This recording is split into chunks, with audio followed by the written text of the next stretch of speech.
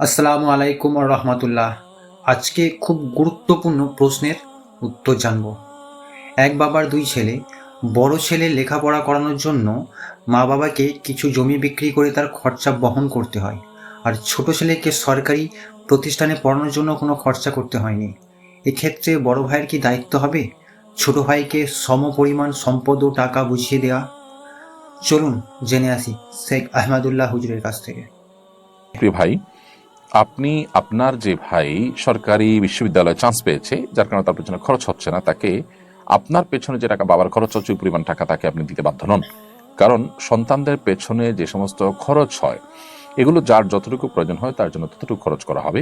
কারোর জন্য খরচ করতে গিয়ে কারো খরচের প্রয়োজন হয়েছে তার জন্য খরচ করেছেন, একই সার্ভিস অন্যজনকে দিয়েছেন তার জন্য প্রয়োজন হয় নাই, তাহলে সেক্ষেত্রে সে ওইটার আনুপাতিক হারে যে টাকা পাবে ব্যাপারটা সেরকম নয়।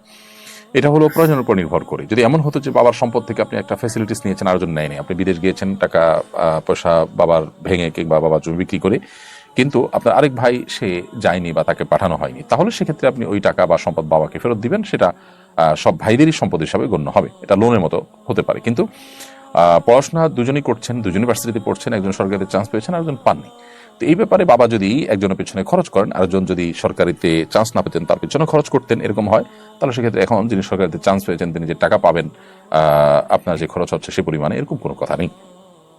তবে এখানে আপনার একটা নৈতিক ব্যাপার থাকে যে বাবা আপনার পেছনে অতিরিক্ত টাকা খরচ করছেন, বিধায় আল্লাহ তাআলা আপনাকে তৌফিক দিলে আপনি যেন ভাই বাবার প্রতি সেই কৃতজ্ঞতা বোধ আপনার যেন থাকে, ক্রিয়াকর্মে আপনার আচরণে সার্বিকভাবে সেটির প্রকাশ যেন ঘটে।